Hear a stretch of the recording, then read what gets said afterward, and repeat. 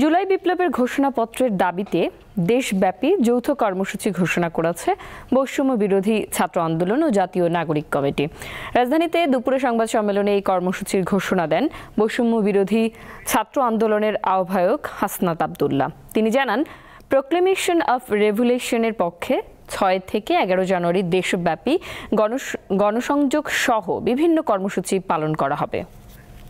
আমরা মানুষের কাছে লিফলেট বিতরণ করব, আমরা সমাবেশ করব এবং বিভিন্ন মাত্রার জনসংযোগ করব।